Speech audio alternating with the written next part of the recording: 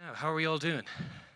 Hi everyone, my name's Ciarán Murphy. I'm the co-host of the Second Captain's podcast and a columnist with the Irish Times. And I'm absolutely delighted, really delighted to be here for my my first ever trip to the West Cork Literary Festival. I've probably seen most of you on the street over the last couple of days. So I'm here with two brilliant writers who've released books of really, I think, exceptional quality this year. So please welcome Tadhg Coakley and Ashley Hickson-Lovence, please. Tadhg Coakley. Tadhg Coakley, sorry. Tadhg is author of The Game, A Journey into the Heart of Sport, the quite frankly hysterically good reviews of which you've probably seen over the last couple of months, not least on my Twitter account. And Ashley is the author of Your Show, a brilliant new novel based on the life of Uriah Rennie, who's the first and still actually the only black referee in the history of the Premier League. So Tadhg may be well known to many of the Cork people in the crowd, given his writing has been in the Examiner and the Irish Times and many other places, as well, of course, as a stellar underage career with Cork. He may even have pulled a dirty stroke or two on some of the members of the audience. I don't know if has anyone come to settle any scores from the 1980s with Tadhg? I hope not. But I'd like to start with Ashley, if that's all right, because I have a tweet from you here, maybe not everyone has seen, from last February. Confession, I semi-deliberately included a scene in Your Show set in Ireland, Cork specifically, in the hope of being invited to read it at Irish literary festivals. Wink, wink, nudge, nudge. So I think made it. Yeah. Made it. I mean, I think we can confirm that the winks and the nudges were received and the message was received. So has it lived up to your expectations? oh, it's been better. It's been great. Look at these lovely faces. I'm here. Basically, just tweet your dreams, and they become manifested very quickly. Yeah, you manifested the hell out of that one. Anyway, that's for sure. I'm going to tweet that I want a villa in Malaga. See if it's catching. Yeah. I'd like to know a little bit about just how you came to alight on Uriah Rennie as a character, as the central character of your first novel. Of this novel. Yeah. I love football. I grew up obsessed by the game of football. And even though this is a book about Uriah Rennie, this is very much drawing on my own experiences. I used to be a football referee. I made it to semi-professional level, so I refereed in front of 200, 300 fans. And I would struggle sometimes. I would get abuse. They would criticize my hair. That's why I'm wearing a hat. And they would criticize my decisions. And I'm thinking, if I'm struggling in front of 100, 200 people, how does Uriah Rennie do it in front of thousands, every single week as a black man? And that's sort of where it came from. I qualified as a referee when I was just 16 years old. And I never did kids football. It was always adults football. And I was thinking, I don't know how he does it. And ever since I was 16, 17, I had this obsession about Uriah Rennie. I even tweeted about it. I seem to tweet a lot, don't I? I tweeted about it at around 19, 20. I said, one day I'm going to write a book about Uriah Rennie. And at the age of 31, it was released. So it took 11 years, basically, but I got there. How important was sort of your experience as a referee? I mean, if you saw Uriah Rennie, even without having refereed yourself, did you think that there is a story there, or was the fact that you had walked in his shoes, even that tiny bit, kind of the ultimate deciding factor in you making him your central character? I think a bit of both. I think his story deserves to be told widely, whatever, despite my own background as a referee. I think it's fascinating that he came from a very humble background in Jamaica. He was born in the 1950s. He moved to Sheffield in the north of England in the 1970s, and it wasn't. It was a very tough estate, a very, very tough, it wasn't very moneyed upbringing that he had. All of the odds were stacked against him. He shouldn't have made it as a Premier League referee, but he did. And even though the Premier League started in 1992, he still remains the only black referee to be the referee in the middle. And I think that's an incredible story. I wrote it with, I think, and my bank account would concur, I think it would make a very good film. I think it would make a very, very good film because it's a story about an underdog, people, trying to break through glass ceilings, getting abuse at every single angle, and trying to overcome them to be one of the best in the field. Why do you think there hasn't been another black referee since him? There are a number of factors. I think it's a combination of the archaic structures of the FA, the Football Association, and the systems that allow for certain referees from marginalised backgrounds to get to the top, the way that they are observed, the way that they are perceived. Like I said, I used to be a referee, and there were a few factors why I didn't make it to the top as a football referee. But without doubt, being a referee of colour was one of those factors. There are other personal things like injuries and whatnot, but sometimes I would go to grounds and they would see I'm a young black man refereeing, two teams in the middle of, the outskirts of London somewhere, and they'd be like, oh, this guy's not going to be any good. And they would judge me. I had to work twice as hard as a referee, twice as hard to communicate effectively, just to show them that I actually am pretty good. That's the players, is it? Yeah, the players and the managers, yeah. So I think, I think always as when you're a person of colour, you have to sometimes work extra hard just to be taken seriously. And it's exhausting, it's tiring. And, to do that every single game, like as Uriah Rennie did, is a real credit to him and his career. It's a pretty damning indictment, isn't it, Tadhg? When you think that that's one black Premier League or person of colour who's been a referee in the Premier League over its 25 years of existence, nearly 30 years of existence. Yeah, it's shocking, and sport is full of these contradictions. It brings out the best in people, but it brings out the worst in people too. And there's a lot of racism in sport. There's a lot of sexism, homophobia, all these things. And we need to make sport better. We need to tackle these things and write about them. And Ashley's novel now is really hugely, and Jonathan Liu in the Guardian wrote about it lately as well. Why is he the only black referee still? Why is there only one player in, not even the Premier League, in the league, who's come out as gay? Why is that?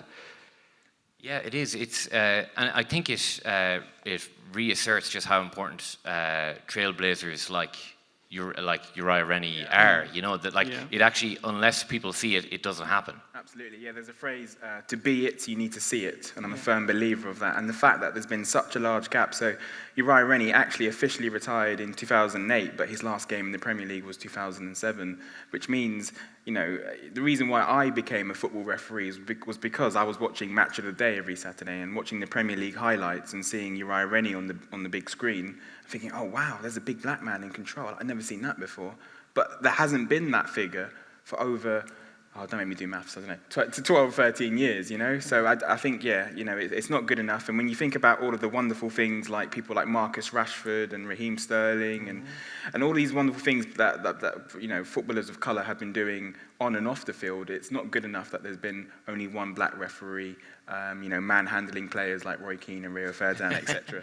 Yeah, I actually watched the clip of him manhandling Roy Keane. I don't know if you remember this in the kind of the immediate aftermath of Saipan. What did you call it? Messy Irish World Cup history, which I think we should start using, because Saipan is now the word that just sends chills, literal chills down people's spines. We can't hear any more about it. But I did watch the video back, and it was when McAteer was miming that Keane should write about it in his next book or whatever. Yeah. And that in ways was kind of like a key moment in Rennie's career, actually, because he got a lot of criticism for kind of just getting that physical with Roy Keane.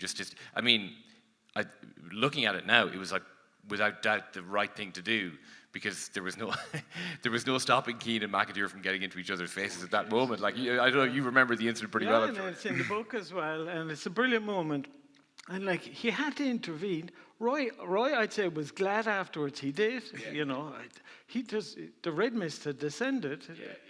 No, absolutely. He stepped in at just the most opportune moment. One of those where no punches were thrown, no punches were even looking like thrown, and yet you knew that in everyone's future there was a punch about to be thrown.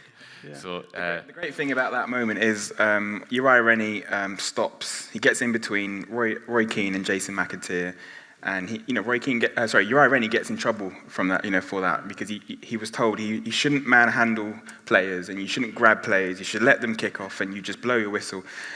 So he stops Roy Keane having a fight with Jason McAteer. He essentially stops Roy Keane getting a red card. 20 minutes later, Roy Keane gets a red card anyway. For all of that fuss was for nothing. Exactly. Just 20 more minutes of Roy Keane slowly, but the rage boiling more and more. Yeah. Tadhg, you write very convincingly in the preface of your wonderful book about how you felt like writing about sport in your novel, The First Sunday in September, was kind of in a way dealing with your love of sport by hiding behind your central characters. And you felt you had to write the book once you made that realization that there was an element of kind of hiding your passion for sport.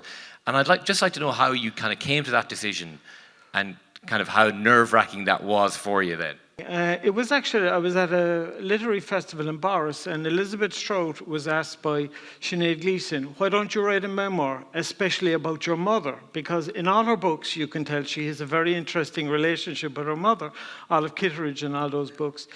And she said, I'm never going to do it for two reasons. First of all, my mother is not going to predecease me. She's no notion of it. And the second reason is I like hiding behind my characters. And it was a kind of a light bulb moment. I just finished a sports novel, and I was putting my ideas from sport in the characters' voices in the book. And I knew I had to come out of it. But it was still a tough journey. You know, I'm not a very outgoing kind of person. You know, I don't like talking about myself that much and so on. So what did I do? I signed up for a workshop in the West Cork Literary Festival 4 years ago. Right. Wow. I did with Sinead Gleeson about writing memoir. And the first exercise she gave us was, there was about 15 in the class. I think there's 1 or 2 people here who were in the class. She said, I want you to write about something you don't want to write about. Something in your life you don't want to confront, you don't want to think about. And I did that. And at the end of the week, I had 300 words probably written, which is now the opening section of the essay Miracles in the book, which starts in Medina in a golf course in the Ryder Cup. And I knew then I was going to be able to write the book because I had done the hardest thing. I had gotten over that. And then I was able to write it. So it's very thrilling 4 years later to bring the book back to the festival where it started 4 years ago. That's amazing, isn't it? Yeah, that's really amazing, yeah. There is another thing that I get the impression, having had a pint with you and Ma Murphy's last night, that I feel like would have killed you to write about as well, which is how good you were at hurling. How much of a struggle is it to actually sit down and say, yes, I have won an Ireland minor title with Cork, I have won 4 Fitzgibbon Cups with a brilliant UCC team, I've played with some of the best hurlers of all time. Why is that so torturous for you? It's awful, really. I don't know, is it an Irish thing or a Cork thing or a man thing? But, you know, I ghost wrote a book with a hurler and a footballer called Dennis Collin. And he played in the 70s and 80s. He's 75 now.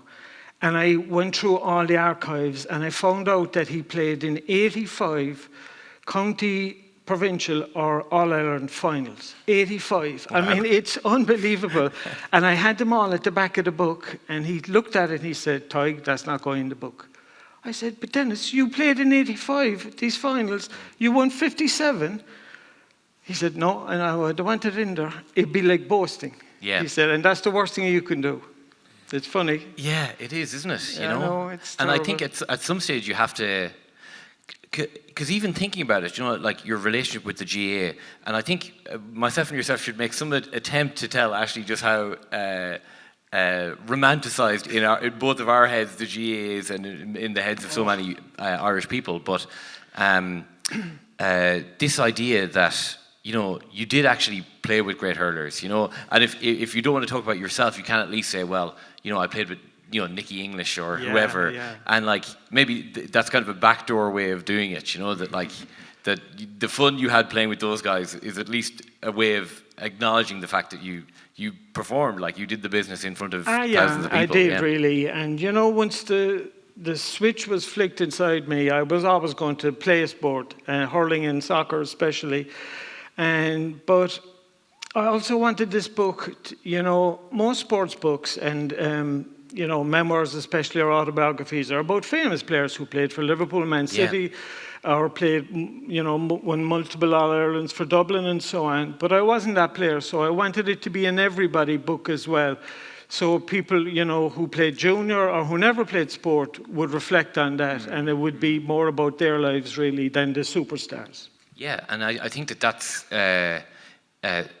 that's such an important thing. Like, the fact of the matter is that 99.9% of us are not superstars. No, You know, that there is certainly an element of you want to know how the superstar got there, but then you actually also want to see, I think, your experience of sport reflected back at you in a book, you know. And I think that I think that's a really interesting thing as well, that describing what it's like to be a fan, to be a deeply unreasonable fan, as you are about Manchester United. Exactly.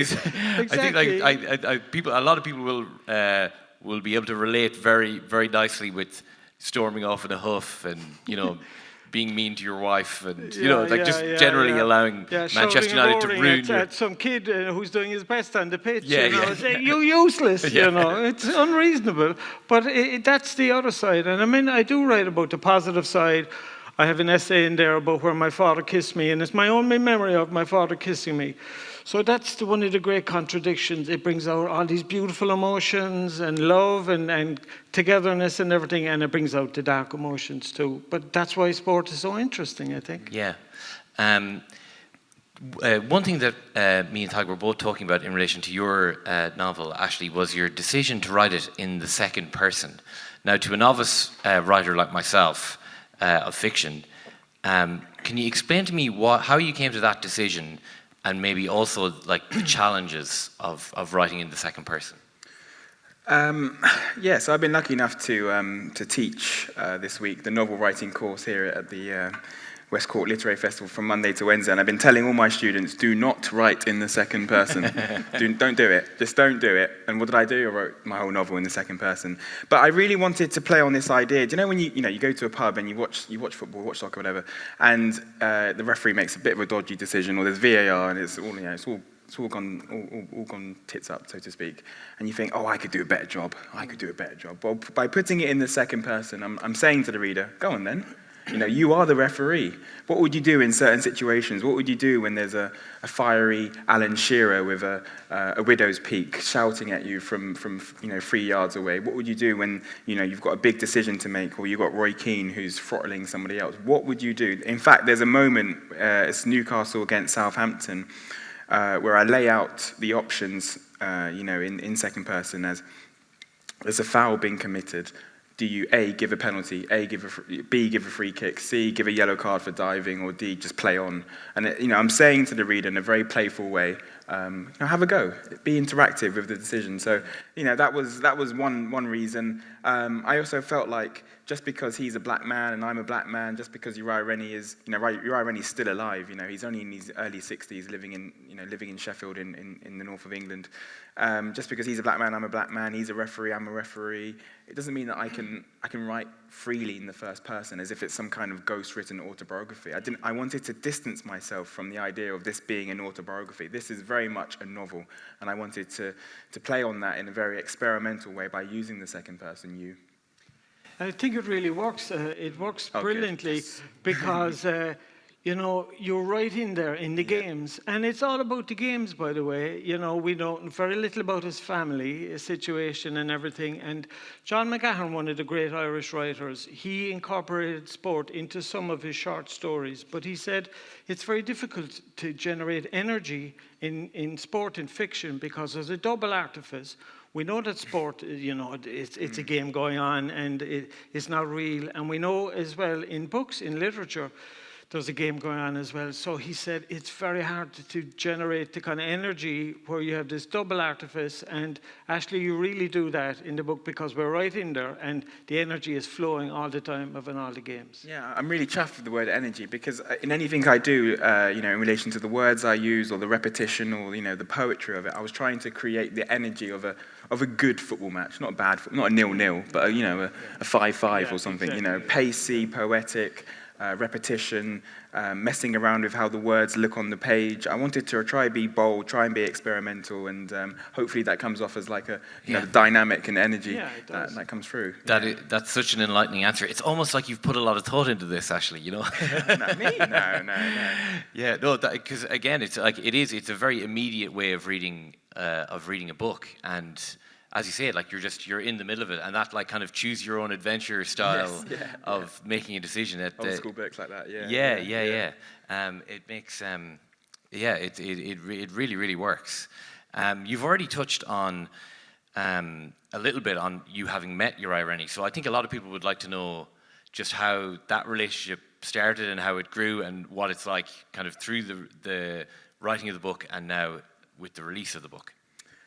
Yeah, so I did get Uriah's permission a few years before I started writing it. I managed to get his email address and I told him about the project. And, even now, correspondence is a little bit sluggish, a little bit slow, but he does respond eventually, and he has been really receptive to the idea generally. So we met for the first time in November 2018, and that first meeting happens to be the last chapter of your show when we first meet. And I was very nervous. It was like meeting a hero. He's a big black man. He's 6'2". He's got a chunky frame, and I was a bit intimidated. He's a referee, for God's sake. So, but it was kind of hardwired into exactly. referees. Yeah, I'm going to charged dominate over. this situation. I thought he was going to give me a red card. Basically, I thought he was going to give me a red card. But it was a really great experience, and he gave me permission eventually when I told him about what I wanted to do. I said to him, "I'm not a journalist. This isn't an expose. This is, my interpretation of your life and your career in a very novelistic, creative, and poetic fashion." And he said, "Okay, great, let's do it." The first title, and the bit I'm going to read in a bit, the first title was "The Bastard is Black," because in England we call the referees the bastard in black, and I thought, okay, that seems fitting, because he is a black man, and he said, "Look, you can do the project. I like the idea, but don't call it that. Please don't call it that." So I had to change the title, and I changed it to something which I think is a bit more fitting. Yeah, and we might get to it. That refers back to kind of a key moment in his career as well, and if we might refer back to that as well.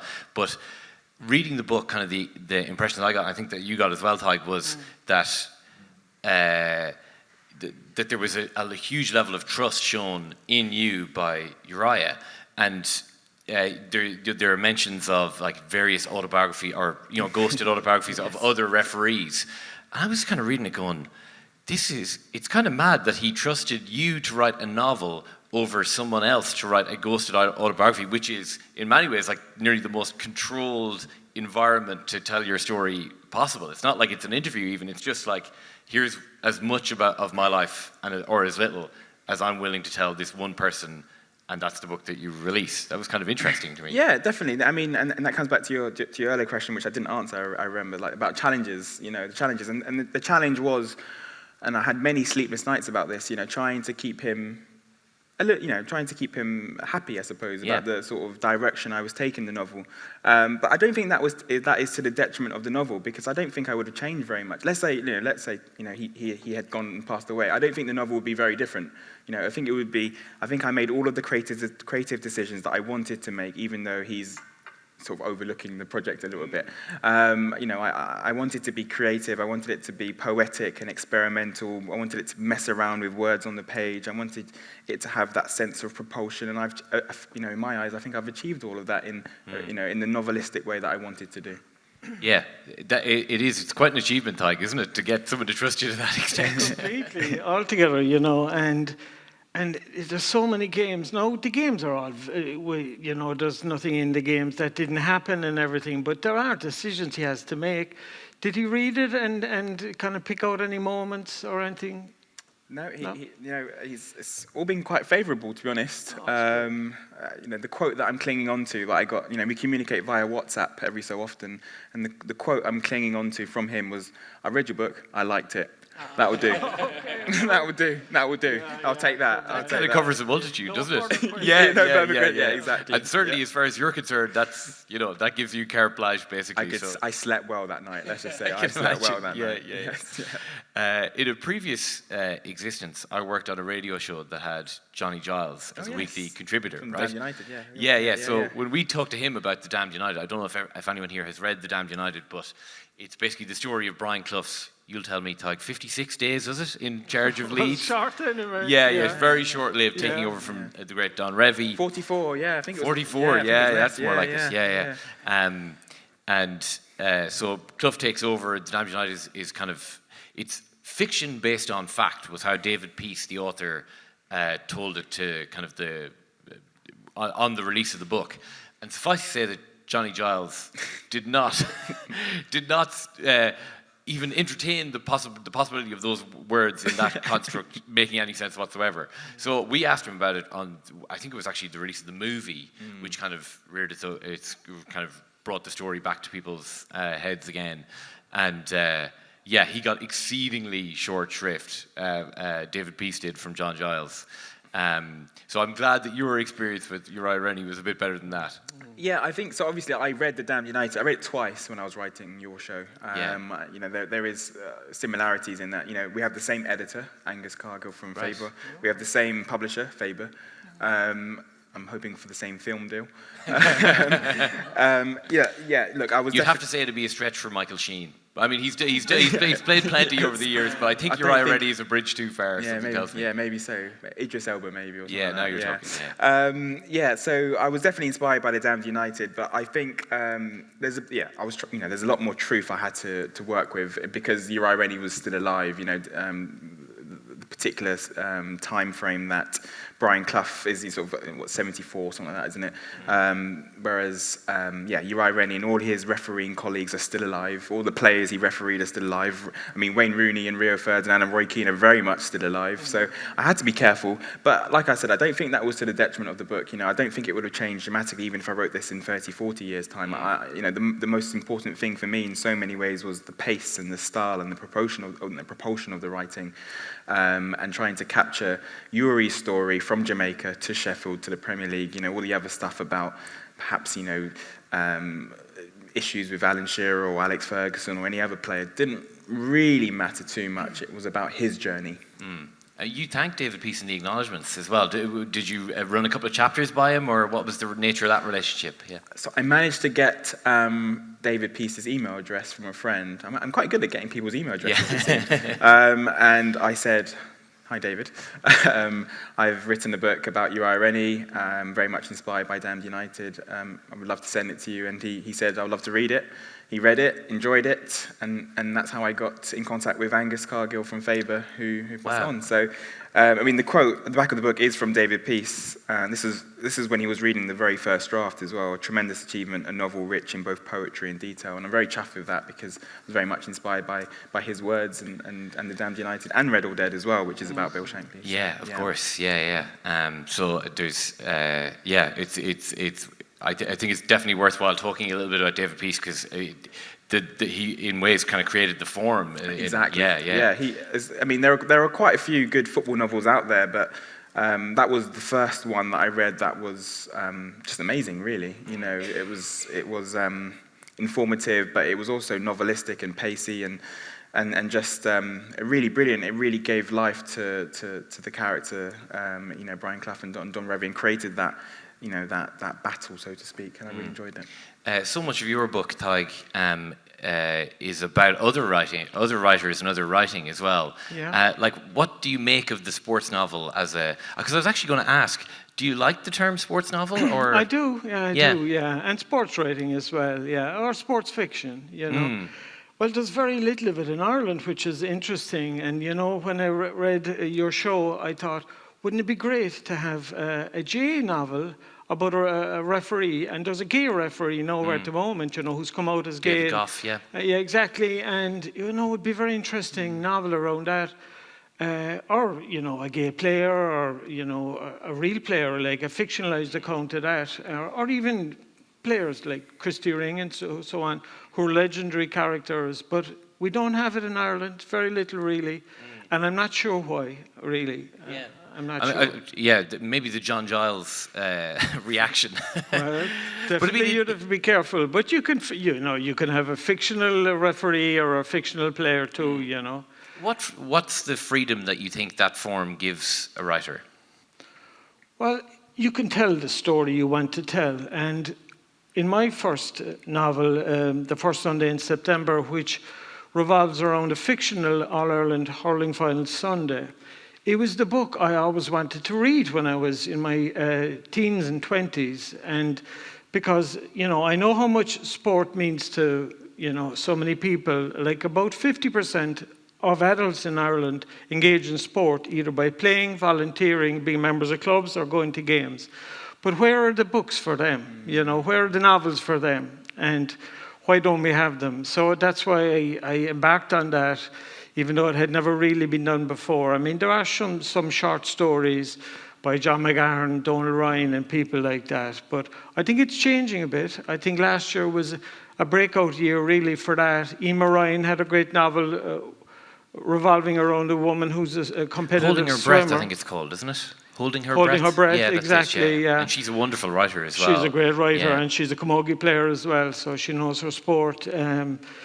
There were other novels as well. Ronan Hessin's book Panenka, a great novel as well. You know, And a brilliant title. Yeah, a great title altogether. And every time there's a Panenka, he posts that on does he? Twitter. Yeah. He does. Yeah. That's book sales right Yeah, there. exactly, exactly. And Adrian Duncan had a brilliant book of short stories as well, Midfield Dynamo, and you know, there's a great short story in there called Presenecki. And Paul Howard, of course, Ross O'Carroll Kelly had his latest, like his 40th book or something, revolving around Leinster rugby, but it actually was revolving about Gaelic football in the Gaeltacht. It was called Normal Sheeple. Right. So it was a big year. In 1 year, there was 4 books revolving around, and fiction books in Ireland revolving around. So I'm hoping for more of that. And do you have another one in the offing or in you? I think there has to be a novel about a club. A small club in like somewhere like Bantry or wherever, Adrigole or something, you know, where they get to a final and something happens, and you know, the volunteerism and the passion and sometimes the toxic masculinity and all those issues as well. I think there's a novel there for sure. There was actually a great book written probably 25 or 30 years ago by a guy called Cormac McConnell called Final Moments. He's actually related through marriage to me. Okay. And it was basically a team gets to a county final and it's 15 chapters and each player on the team has a separate chapter. Great and it's told the game progresses. The left corner forward it falls to the left corner forward to tell the final chapter in the story. Okay. As you can imagine, and there's like I was like probably 20 years since I read it, but like marital infidelities and misuse of funds, the whole lot, like the whole gamut of rural Ireland is but I mean and these things, they can kind of come in cycles as well. That if there's 4 last year, there could be 8 this year, and it becomes there could be, and I think the first thing that, you know, from an author's point of view, they have to really be engaged in sport to write a good sports novel, I think. And more writers that I know, younger writers especially, are engaged with sport. And then, of course, it's like you know, if you can see it, you can do it. You know, your show now being published by Faber, for example, editors in Ireland will say, oh, maybe we could do that, you know. Whereas before, I think they would have been a bit slow about it. So having 4 last year, you never know. Is there something in particular about the GA that makes it easier ground than other sports to write about? And I asked that. I think there is something about. And actually, I don't know how much or how little you know about the GA, but basically Bantry here has Bantry Blues. That's the local club. So everyone in this town plays for Bantry Blues. And then if you go out the road 5 miles to Ardrigul or wherever, or every small village basically has a GA team. And there are no transfers between clubs or whatever. So wherever you were born, well, within reason. I mean, there have been a few high-profile, but I mean. The system is basically wherever you're born, you play for that team. And then when Tadhg was a young hurler, he was chosen on the Cork team. So that's every single club in Cork. Every young player is eligible to play for the Cork minor team, which was under 18.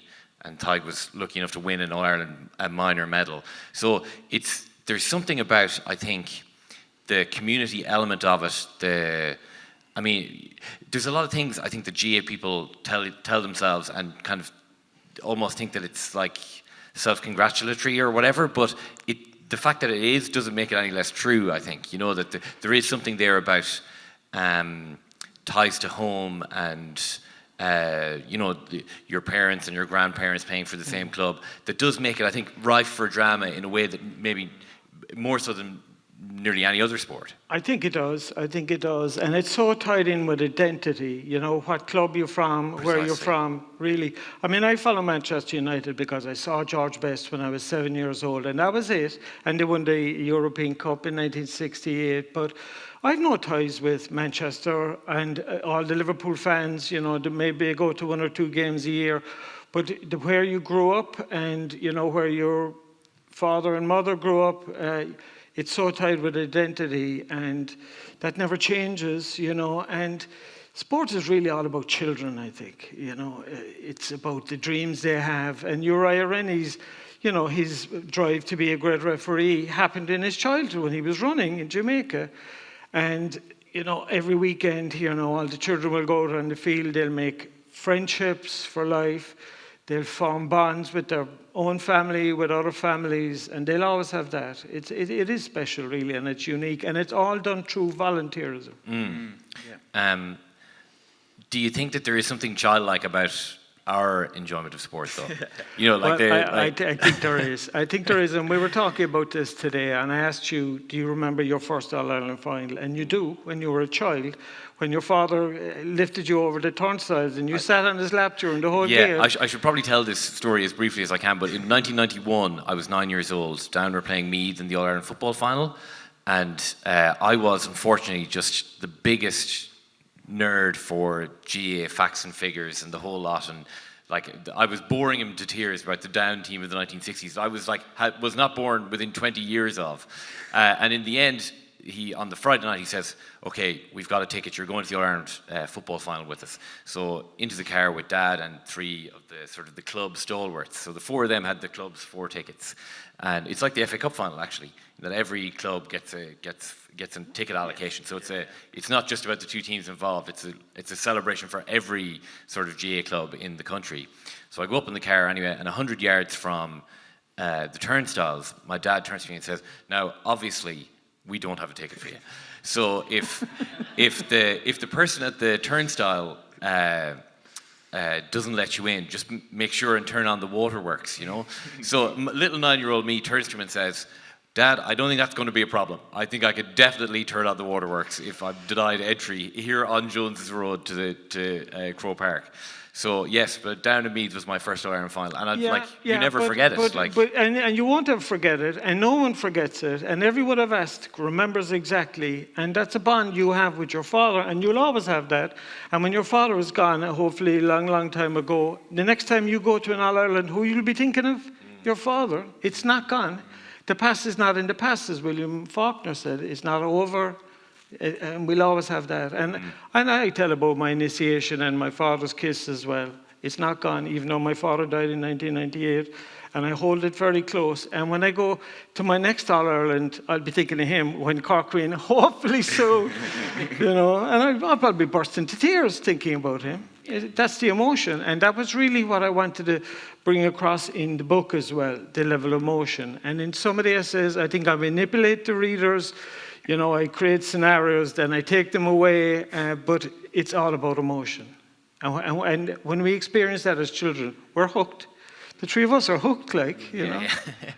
Yeah. You might tell that story briefly about your father's kiss, whether you want to tell it via reading or whether you just want to tell it yourself. Either is, I know I'll tell it, yeah. So I was on the Cork minor team in 1979, and we won the All-Ireland, which is a big thing even for Cork. And when we brought the... it's a very big thing for Cork now. It's still there. Just that bit of Corkness is still there, like, you know. Yeah. Whatever it is, 17 years, it's still... When we brought the cup back home into the train station in Cork, I saw my father bursting through the crowd, and he kissed me. And it's my only memory of my father kissing me. Now, I'm sure he kissed me as a child and so on, even though that generation didn't show their emotion a whole lot, really. But, you know, that's a very precious thing that I have, and I have it through sport. And when my father died, you know, I thought about a lot about that, and I still think about it. And now it's in a book as well, so he's there forever. Yeah. Funny, I was in Croke Park with my dad on Sunday for Sean O'Shea. Kerry beat Dublin with a point in the last minute in the Ireland semi-final in front of 75,000 people. It was Homeric. It really was. And he turned to me just as he was about to take the free. So basically the entire ground had stood up. It was the last kick of the game. this was like a death or glory attempt from 65 yards out or whatever. And he just turned and said, "This is the heart of the matter now, isn't it?" Like, and that's it. It's just it's kind of a transcendent thing that you have with your dad or with whoever when you go to these games, and it's like, you can't overstate the emotions. These things. And you can imagine the children in Croke Park for the first time last Sunday with their fathers or their mothers or older siblings and so on. They'll never forget it, ever. Yeah, well, I had three kids under 9 in my house before Galway Armagh a couple of weeks ago. Galway were 6 points up with 2 minutes to go, conceded 2 late goals, 3 kids in floods of tears. Half an hour later, and a penalty shootout. They're literally the happiest their parents have ever seen them. So this is it. Like that is it, isn't it? That is. That's what it's all about, really. Yeah. You share in the book, Tadhg, some really specific and very odd, I think, memories of your own playing career. Mm-hmm. And honestly, I couldn't get them out of my head for a couple of weeks after reading the book. There's something about, for any of us who played at any level, experiences in games that for whatever reason just stick with you, and you don't know why they've stayed with you, and if you could have played hundreds of games and they're all kind of lost to the sands of time. Yeah. But there's a couple of them that just kind of blew my mind a little when I read them. There was the one of you playing a Fitzgibbon Cup game in Coleraine. Yeah. And you were stood there beside your man. You might as well tell the story. Why am I telling it? Well, the ball was played over our head. There was a gale force wind. It was in February. It was a horrible day. And the two of us had to run for the ball about 50 yards to sprint it. And I noticed this ship was passing by the pitch. The pitch was by a huge river, and the ship was bigger than the pitch. It was huge. I could hear the thrumming, and I can remember nothing from that game, who we played, but I remember that ship. I'll never forget it. And I wrote that essay. It's an essay called Ecstasis, about these kind of out-of-body experience I had. And I wrote that in the second person, actually, to bring out the kind of strangeness and to try and get the reader into it as well. And there were some others as well, but it amazes me as well that I remember so little of games I played in, apart from those kind of moments. And one of the books I read a lot of books researching for this, and there was one book by a man called Stephen Connor. He's a philosopher, and it's a book called A Philosophy of Sport. And he pointed out that the ancient Greeks had 2 versions of time. They had Chronos, which is a kind of ordinary time when you go to the shopping or whatever you do. And then they have Kairos, these intense moments, usually to do with religion in that culture. And I think that I was in this Kairos when I was playing those games. And when I come out of Kairos, then it's like being in some fantasy world, and when you come back, you don't remember it anymore. Yeah. Like you wrote brilliantly about your last ever senior club hurling game as well. Yeah. I'll start crying now in a minute. No. And we lost, of course. And I was captain of the club, and it was my last year. And and this kind of thing happened. And I got a belt, actually. I didn't mention that in the essay. I think I had a couple of cracked ribs. So, things get very intense at the last moment, because I knew it was going to be my last game. And, I never heard the final whistle, and the fellow who was marking turned around and said, "Hard luck, Tadhg," and he put out his hand. I said, "What's happening?" And another fellow came over, and he said, "Hard luck." And I said, "What's happening?" I didn't understand what was happening. I knew the game was over, but I couldn't accept it. And that was it. Yeah. It is, like that's actually the piece in particular that I was thinking about for weeks afterwards. It's like, I've been that soldier, where you just, actually, funnily enough, when the Galway hurlers, you may have noticed I'm a Galway person. I'm a Galway man, by the way. I keep mentioning Galway's various trials and tribulations in the last couple of weeks. But when they lost the Ireland's hurling semi-final a couple of weeks ago, I was stood outside the Hogan stand with my brother and my nephew, and we weren't really talking to each other at all, but we just stood there inside the ground. And after a while, I was like, we should go, It was literally like the end of Waiting for Godot, like, let's go, and none of us moving. And I think it was kind of one of those where if the second we left the ground, it was over, Like, you have to admit then that, like, the thing is done for another year, But Yeah, there is something in that, that idea of the timelessness of these things, Yeah. Funny enough, actually, there was one time I was 20 minutes late for a game, and I hate being late for a game, but I remember walking around the ground to get to the gate, and I remember my experience of, the 8 minutes it takes to walk from like where you've parked the car into the stadium. It's just 8 minutes for me, but for the lads, it was, I think, a goal MAO game or something. The 8 minutes for those guys, entire careers can end in those 8 minutes. Yeah. You know what I mean? So for me, it's just like my legs are moving as fast as I can. But 8 seconds, it can happen. Yeah. I knew there was going to be plenty of Corkness in Tadhg's book, to borrow an already well lampooned phrase, I think, at this stage. Yes. But I wasn't actually quite prepared for Cork to be mentioned as often as it is in your book, Ashley, because we've already dealt with Keno. But Uriah Rennie's last game as a FIFA referee was also in Cork City. You were even wearing a Cork City jersey on Twitter again today. So, I mean, was that this specific incident where you're like, this is my ticket to the West Cork Literary Festival? I literally can't turn down this opportunity to...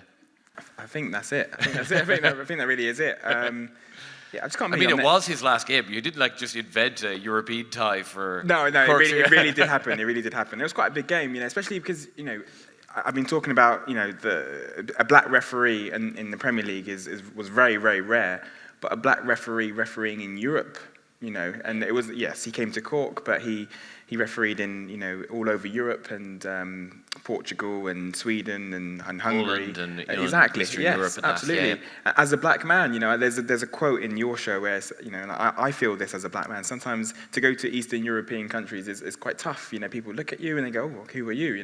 But to actually be the referee and having to control players is next level. So that word actually a couple of times you mentioned in the book as well, that it was about the black man being in control. You might just talk to us a little bit about that, actually, because it was very interesting to hear you say it again, it really stuck in my mind reading it. Yeah, well, I mean, being a referee is hard enough. I feel really bad. I'm next to a really talented sportsman. I'm talking about refereeing, which is just blowing a whistle and running around. But being a referee and trying to control players who are angry and they have so much passion, like we all do for sport and for the beautiful game, is a hard job. It's a hard job whether you're whether you're a white referee, but imagine being the added dimension of being a black referee and skin color on top of that, and every sort of action, every sort of decision is intensified, is exacerbated, becomes hyperbolic because you are a black man, and I think that dynamic is especially pertinent in situations where it's all white players, or it's a country where there are no black players or players of color. So it would have been very, very tough. But when I met Uriah, he was just quite stoic about it. Really, he did what he had to do. And he doesn't see himself as any kind of hero. So it was my job to try and say to people as readers, that actually what he did achieve was actually quite spectacular, and what he did, the journey and the ladder that he climbed was pretty extraordinary in so many ways. So the title of the book, Your Show, comes from an incident at Preston North End, I think, wasn't it, where both teams had felt that the referee had been dodgy against their respective teams. Yes, yeah. And the Preston North End PA, the announcer comes out as the teams are coming out the second half and goes, "I hope you enjoyed the second half of the Uriah Rennie show." And this was kind of the stick that was used to beat Uriah Rennie to kind of throughout his career, that he was somehow looking for attention, or and I think it's a thing I think that minorities have to deal with a lot. This idea that to behave as everyone else does is to project that you think that you're better than everyone else. That instead of your request for equality is seen as kind of like a power grab in some way. Absolutely, and I think that the title of the book and that incident in particular it's such a telling part of Rennie's story. Yeah, I think Uriah Rennie objectively was as good as any other referee of the time, and the book is about how he should have got bigger appointments. He should have got cup finals and there is a kind of yearning for him to play to referee the FA cup Cup. final, Exactly. Yes. Which didn't happen. Yeah, and I think that particular incident where he came out for the second half of the game and the stadium announcer doesn't care about Preston, doesn't care about Crystal Palace. They say, "Welcome to the second half of the Uriah Rennie show." And, people say the game was all about him. It wasn't, he really was just, he really wanted to get on with the game, wanted to implement the laws. But that incident, actually, that was a label that stuck with him for many, many years in his career. And I think that was to his detriment, which meant he didn't get bigger games because everyone thought, oh, he's a bit of a showman. Oh, people, he just wants all the action on him. He just wants, but I don't think that was the case at all. And, a sort of throwaway comment like that actually was labeled towards him for many years in his career, to the detriment of his career. Would you like to do a reading, lads? Ashley, we might start with you, if that's all right. Yeah, sure, yeah. 5 minutes? 5 minutes, is that all right? Yeah, go Sound for good? it,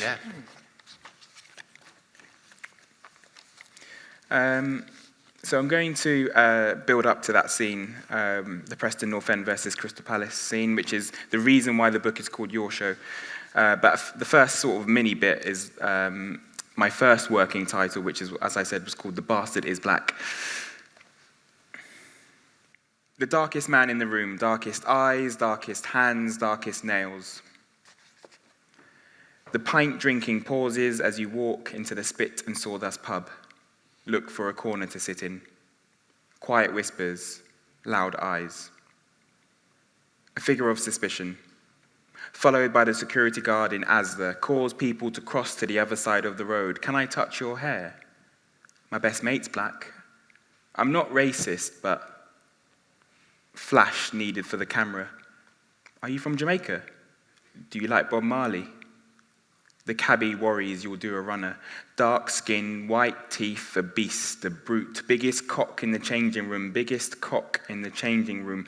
Product of the welfare state from the wrong side of the tracks. Baseball cap, hoodie wearing, spicy food loving, weed smoking, national anthem not knowing, council flat renting, gym going, benefit baby. Things black men don't have.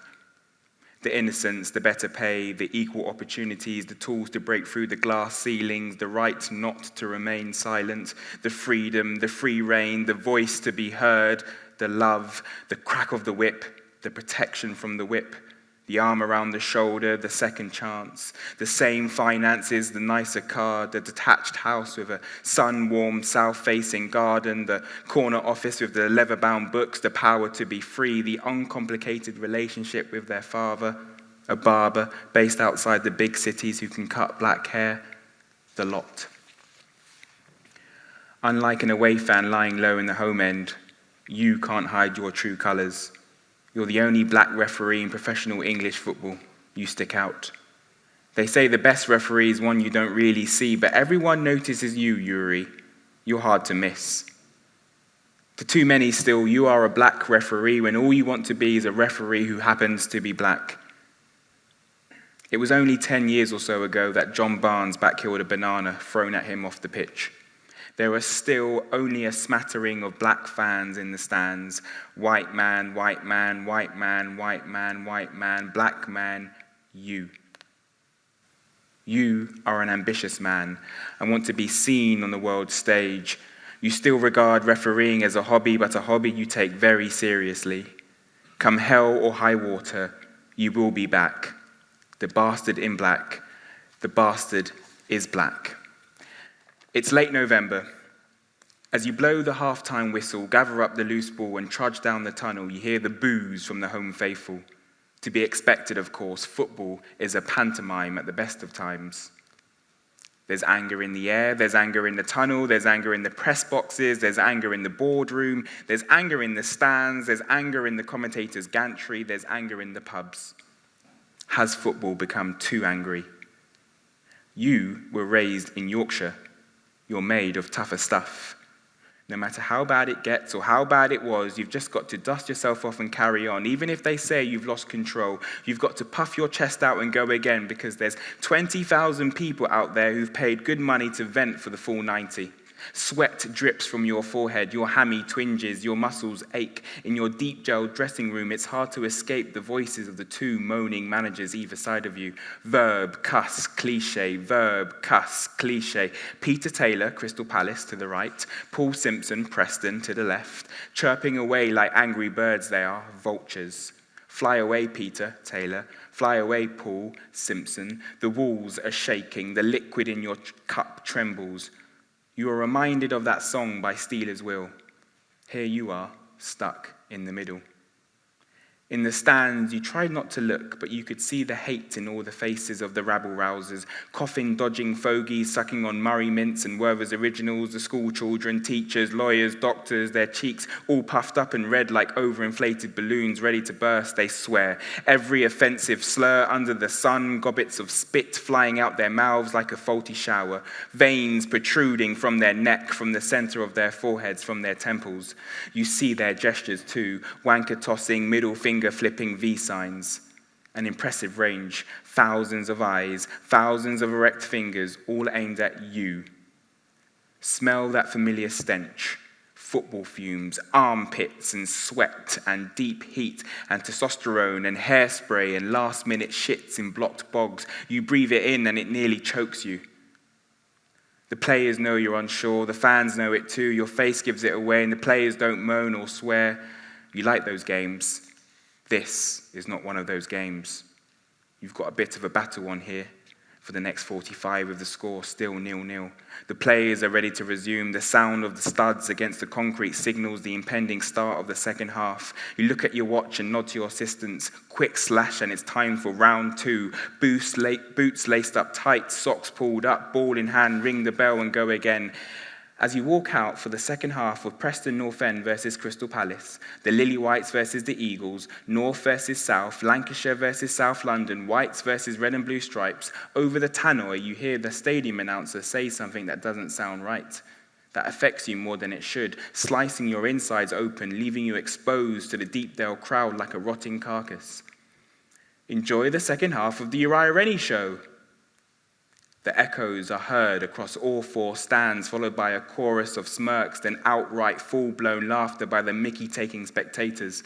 For a big man, on hearing the words uttered over the tannoy, you feel all of a sudden quite small. You try to shrug it off, you push out your chest and straighten your shoulders, force a smile, but that hurt. You're doing your best. The Uriah Rennie show, eh? Your show. You can't let childishness affect you. You dig deep and hit a rock. You run your diagonal and penetrate the penalty area when you need to, get into your drop zone and position yourself to see any shirt pulling or elbows. It's one of those games, 22, muscly, hairy, sweaty, swearing men kicking lumps out of each other. You're proactive, you use your voice. Watch those arms, lads. Keep it tidy, Yuri. It's cold, it's so cold, but not long to go of your show. You try to let the game flow. You tell Clinton Morrison of Palace to keep it tidy, Clinton, keep it tidy, Yuri. Not long to go now of the Uriah Rennie show. Their words, not yours, but your job is to make sure everyone behaves themselves for the full 90. James Scowcroft nearly nicks it for Palace, but the score remains goalless. 1 booking, Scowcroft. The crowd wanted a red, they saw an elbow, you gave a yellow. Final score, 0-0. The players haven't scored, but another game well managed feels like a win to you. The Uriah Rennie show, damn right it is. Thank you.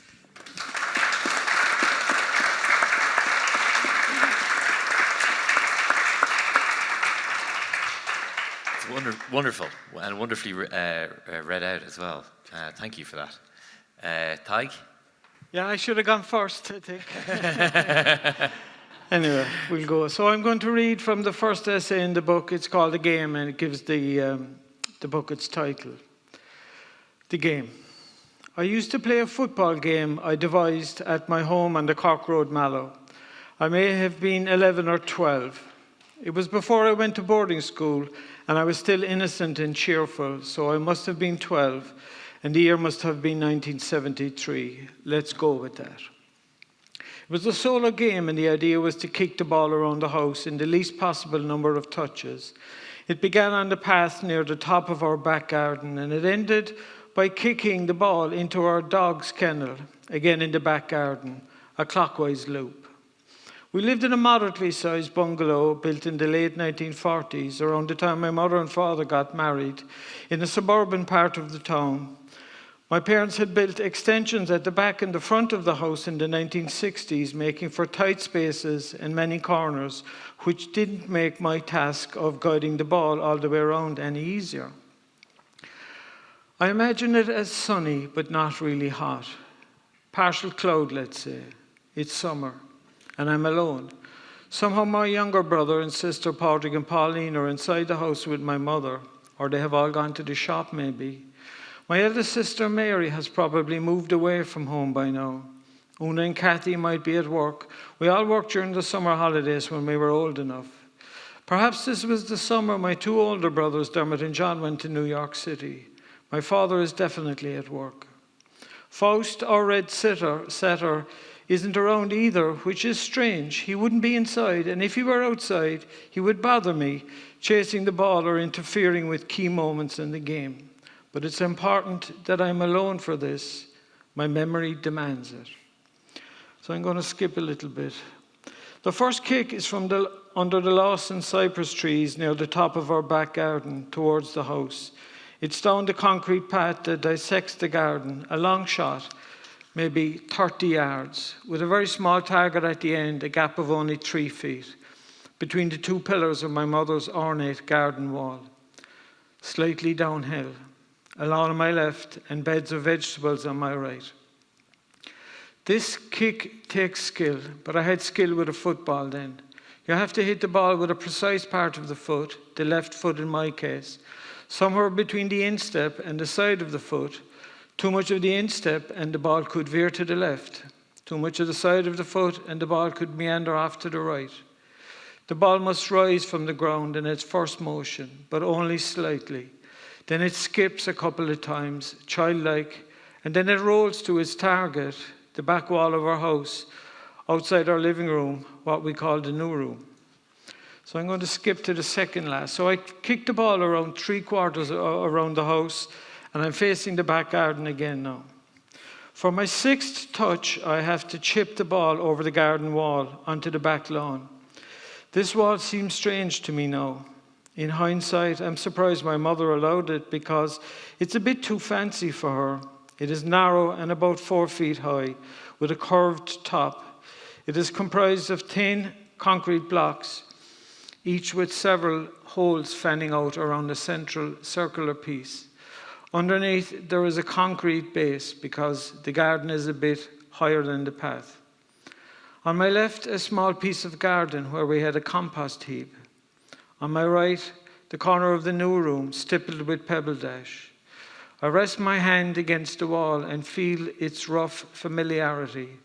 I chip the ball over the wall and onto the back lawn. I walk past the new room window and turn left into the back garden. No rush now. For my last shot, I have to direct the ball into Faust's kennel, which is by Noonan's hedge. It's a small target, less than 2 feet across and about 3 feet high. I walk to the ball. I take 3 steps back. I look at the ball and the kennel for a long time. I step forward, right foot first, then left. Then I casually plant my right foot down beside the ball. Before my right foot has grounded itself, I'm already moving my left foot towards the ball. My head is down. My eyes are locked on. My right arm is raised. My body is slightly angled. There I am, a happy, innocent boy, standing in my back garden, my whole life ahead of me, playing a game with a ball. Around me, my childhood home and my family, safe, fulfilled, intact. Thank you.